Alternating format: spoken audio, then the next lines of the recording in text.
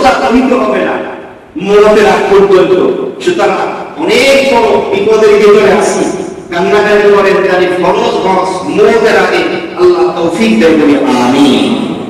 এবার হজ ফরজ হওয়ার পরও যারা ফরজ হজ আদায় করবেন, আলী রাদিয়াল্লাহু তাআলা হাদিস বর্ণনা করেন, নবী করিম সাল্লাল্লাহু আলাইহি ওয়াসাল্লাম ইরশাদ মান মালাকা যাকাতাহু ওয়া রাহিলা তুবাল্লিগুহু ইলা বাইতিল্লাহ ওয়া লাম ইয়াহুজ্জা ফালা আলাইহি আন ইয়ামুতা يهوديا ونصرانيا وذلك أن الله تبارك وتعالى يقول ولله على الناس حج البيت من استطاع إليه سبيلا।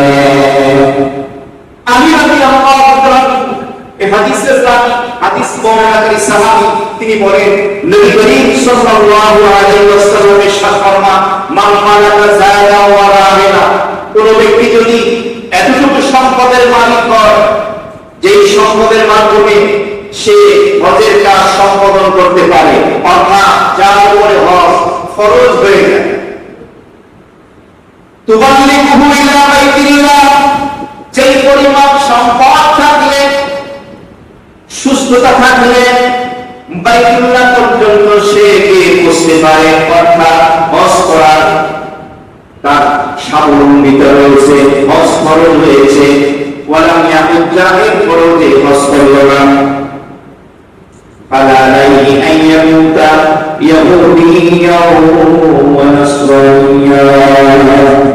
কত বড় কথা আসলে আল্লাহ নবী বলেন, আল্লাহ তাআলা কিছু আসে যায় না এই লোকটা ইহুদি হয়ে মারা গেল না খ্রিস্টান হয়ে মারা গেল, বলেন নাউযুবিল্লাহ মিন যালিক। হজ ফরজ হওয়ার পরও ফরজ হজ যদি কেউ না করে তার মৃত্যুটা ইহুদি এবং খ্রিস্টানের মৃত্যুর সাথে তুলনা করা হয়েছে। অনেক সময় এমন হয় যে আপনার উপরে হজ ফরজ হয়েছে তখন বেশি টাকা লাগতো, এক সময় বাংলাদেশ থেকে হজে স্টিমারে যায় যেত কিনা নদী হবে 50,000 60,000 টাকা হয়তো লাগতো, এরপরে ক্রমান্বয়ে দাম বেড়েছে 1 লাখ 1.5 লাখ 2 লাখ 2.5 লাখ 3 লাখ, এখন তো 6 লাখ 7 লাখ 8 লাখ হয়ে গেছে। 1 লক্ষ টাকায় হজে যাওয়া যেত, তখন আপনার কাছে 1 লাখ টাকা ছিল, আপনি বলবেন হুজুর নগদ ছিল না। মাসালা ক্লিয়ার করে দিচ্ছি, কোন ব্যক্তির মৌলিক প্রয়োজন বাদ দিয়ে যদি তার অতিরিক্ত কোনো বাড়ি থাকে, অতিরিক্ত গাড়ি থাকে, ফ্ল্যাট থাকে, প্লট থাকে, জমিন থাকে, দোকান থাকে, ঘর থাকে, ব্যবসার পণ্য মাল থাকে অতিরিক্ত, যেটা সে বিক্রি করলে হজে যাওয়ার কত টাকা পাওয়া যায়, তাহলে সে অতিরিক্ত জিনিসটি বিক্রি করে তাকে কোথায় যেতে হবে, হজে যেতে হবে। 1 লক্ষ টাকা তখন আপনার হয়তো ছিল, অতিরিক্ত জায়গা নয় বাংলা অনেকে খালি কিনা পড়ে আছে, আপনি বিক্রি করে আপনাকে হজে যেতে হবে। 2টা ফ্ল্যাট আছে, একটা আপনি থাকেন আর একটা ভাড়া দেন, আপনার মৌলিক প্রয়োজন পূরণ হয়ে যায়, ওই ফ্ল্যাটে হাত দিতে হয় না, বিক্রি করে হয়ে যায়। প্লট আছে, জমিন আছে, অতিরিক্ত দিনে রেখে দিয়েছে, ওটা বিক্রি করে আপনাকে হজে যেতে হবে। এই মাসালাগুলো স্পষ্ট করে বলা হয়।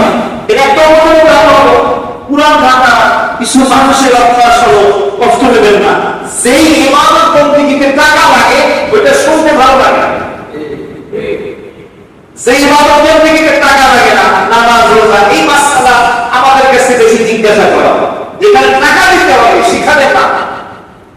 হজ অধিকাংশের উপরে ফরজ হয়ে আছে, কিন্তু এরপরও তারা এই ফরজ হজ আদায় করলো না।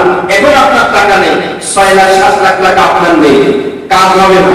একবার হজ ফরজ হয়ে গেলে ওই ফরজ হজ আর কি হয় না, রুটিত হয় না, আপনার উপরে থেকে গেল।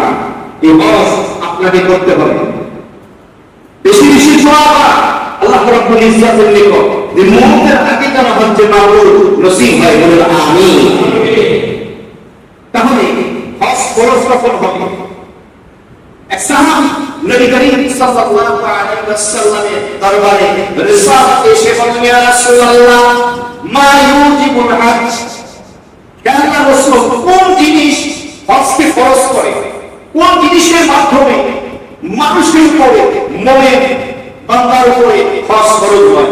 فقال رسول الله صلى الله عليه وسلم